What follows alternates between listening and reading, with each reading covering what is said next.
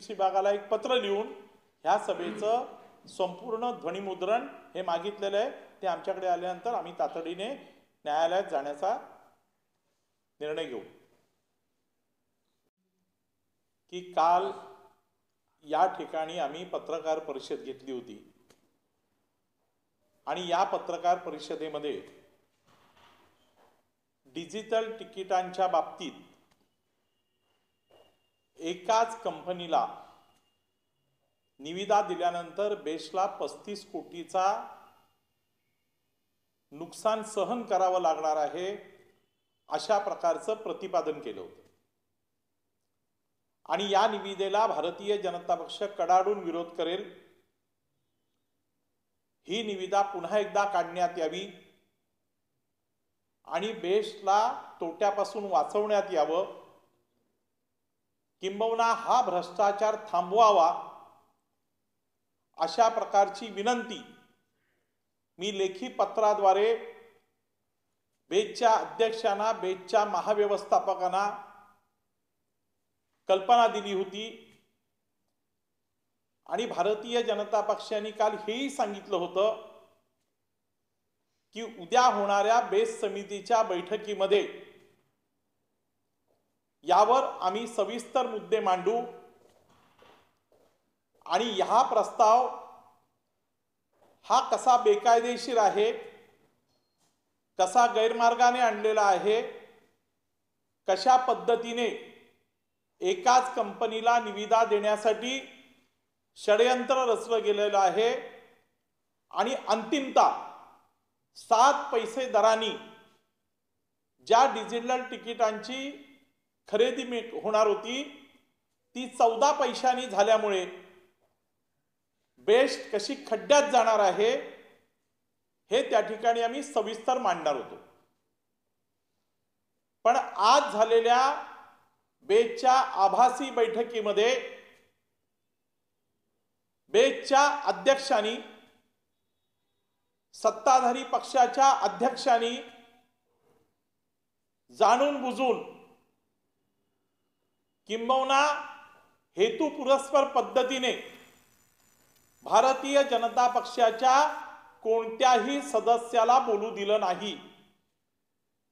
ही संसदीय लोकशाहीची हत्या आहे। लोकशाही पायदळी तुडवली गेलेली आहे। आपल्याला सगळ्यांना माहिती आहे की ऑनलाईन बैठका होतात। भारतीय जनता पक्षाचे सदस्य सुनील गणाचार्य आणि त्यांचे सगळे सहकारी हे सुरुवातीपासून या विषयावर आम्हाला बोलायला द्या अशा प्रकारची विनंती करत होते, मागणी करत होते। पण प्रस्ताव मांडला गेला, अनुकूल प्रतिकूल प्रस्ताव मंजूर असं अध्यक्षांकडून बोललं गेलं। ही पूर्णपणे लोकशाहीची हत्या आहे। संसदीय प्रणाली पायदळी तुडवण्याचा प्रकार आहे। या सगळ्या प्रकाराचा भारतीय जनता पक्ष धिक्कार करीत आहे। या विरोधात आम्ही न्यायालयात जाऊ आणि त्याचबरोबर बीएसटी मध्ये धरणे आंदोलन सुद्धा उद्यापासून भारतीय जनता पक्षाच्या वतीने करण्यात येईल। आपल्याला सगळ्यांना पार्श्वभूमी माहिती आहे की बीएसटीची आर्थिक परिस्थिती ही अतिशय भीषण आहे। महानगरपालिका बीएसटीला सातत्याने मदत करत आहे। या सगळ्या पार्श्वभूमीवर आपल्या मर्जीच्या कंत्राटदारांना कंत्राट देण्याचा जो घाट घातला गेलेला आहे आणि त्यामधून होणाऱ्या भ्रष्टाचारामध्ये आपण कसे सहभागी आहोत हे आज सत्ताधारी पक्षाच्या अध्यक्षांनी स्वतःच्या कृतीने दाखवून दिलेलं आहे। काल सुद्धा आम्ही हे बोललो होतो की काँग्रेस प्रत्येक वेळेला एखाद्या प्रस्तावावर विरोध करते आणि बैठकीमध्ये नेमकी त्याच्या विरोधात भूमिका घेते, किंबहुना सत्ताधारी पक्षाच्या हातात हात घालून या भ्रष्टाचारामध्ये सहभागी होते। आज पुन्हा एकदा त्याचं प्रत्यंतर आलेलं आहे। जसं भालचंद्र शिरसाट यांनी सांगितलं की शिवसेना पुरस्कृत विरोधी पक्ष नेत्यांनी या प्रस्तावाच्या बाबतीत सुद्धा तसंच केलं आणि अंतिमतः कोणत्याही चर्चेविना कुणालाही बोलू न देता प्रस्ताव मतदानाला न टाकता हा प्रस्ताव मंजूर करण्यात आला। आम्ही काल जे सांगितलं होतं की या प्रस्तावामध्ये पूर्णपणे भ्रष्टाचार झालेला आहे, झोपअप कंपनीला नजरेसमोर ठेवूनच हा प्रस्ताव आणला गेलेला आहे। 7 पैसे दराने निविदा मिळत असताना 14 पैसे दराने जी निविदा पास केली गेली त्याच्यामध्ये बेस्टचं 35 कोटीचं नुकसान आहे। याकडे भारतीय जनता पक्ष डोळेझाक करू शकत नाही आणि म्हणून या प्रस्तावाच्या विरोधात जसे आम्ही न्यायालयात जाणार आहोत तसंच बेस्ट समिती अध्यक्षांच्या मनमानी कारभाराच्या बद्दल सुद्धा आम्ही न्यायालयात जाणार आहोत। पत्रकार परिषदेमध्ये आम्ही हे सांगितलं होतं की बेस्टची डिजिटल तिकीट खरेदीची जी निविदा आहे ती जास्तीच्या दराने आलेली आहे, त्याच्यामध्ये भ्रष्टाचार झालेला आहे आणि परिणामी बेस्टला 35 कोटी रुपयाचा तोटा सहन करावा लागणार आहे। कारण ज्या निविदामध्ये 20 संस्थांनी भाग घेतला होता त्याच्यापैकी 3च संस्था या स्पर्धात्मक झाल्या, त्याच्यामधल्या 2 संस्था या हँड टू हँड होत्या। त्या दोन्ही संस्थांना किरकोळ त्रुटी दाखवून बाहेर काढण्यात आलं आणि झोपाप नावाच्या एकाच संस्थेला ही निविदा कशी मिळेल याच्यासाठी सत्ताधारी आणि प्रशासन यांनी संगनमत करून ही निविदा काढली गेली। काल आम्ही या ठिकाणी सांगितलं होतं की ही निविदा जर पारित झाली तर बेस्टला तोटा होईल, बेस्टची आर्थिक परिस्थिती ही अगोदरच हलाखीची आहे, त्यामुळे ही निविदा पास करू नये, पुनर्निविदा काढावी अशा प्रकारचं आवाहन काल आम्ही पत्रकार परिषदेत करून केलं होतं, लेखी पत्राद्वारे सुद्धा केलं होतं।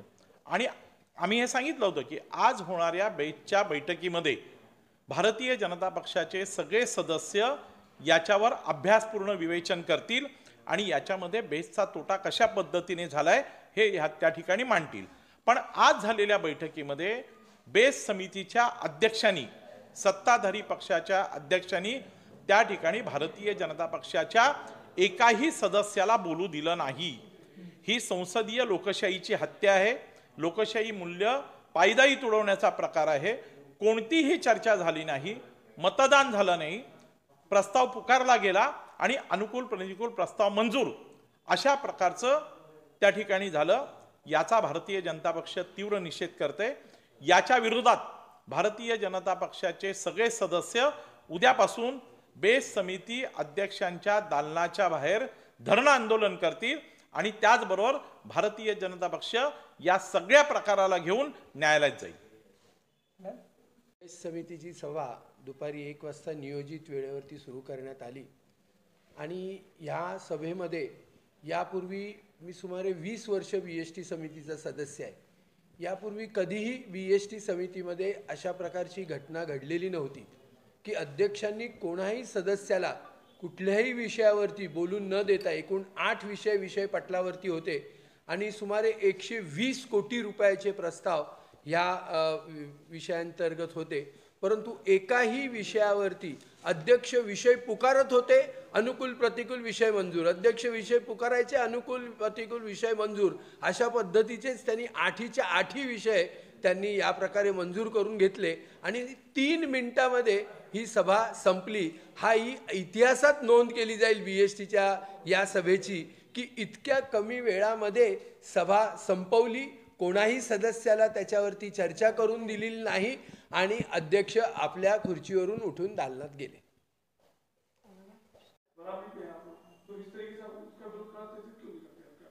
ऐसा है कि विरोध करने का बोलेगा तो संसदीय पद्धति से बात करने का, अगर वही नहीं हो रहा है इसके लिए धरना आंदोलन। और फिजिकल मीटिंग जब भी शुरू हो गई तभी भी भारतीय जनता पक्ष ही कोर्ट में गया था और कोर्ट ने फिजिकल का ऑर्डर दिया था। कोरोना को चलते अभी ऑनलाइन मीटिंग चालू है, हम फिर एक बार कोर्ट में जाएंगे। हमने मेयर को खत दिया है 20 सितंबर को और मेयर से हमने ये गुजारिश की है कि अभी कोरोना कंट्रोल में है, जिन्होंने 2-2 डोज लिया हुआ है उनको सबको मीटिंग में शामिल किया जाए और मीटिंग फिजिकली की जाए। ये हमने मेयर को, आयुक्त को, स्टैंडिंग कमेटी चेयरमैन को, सबको खत दिया। लेकिन इसके बावजूद फिजिकल मीटिंग नहीं हो रही है, इसके लिए हमें कोर्ट में जाना पड़ता है।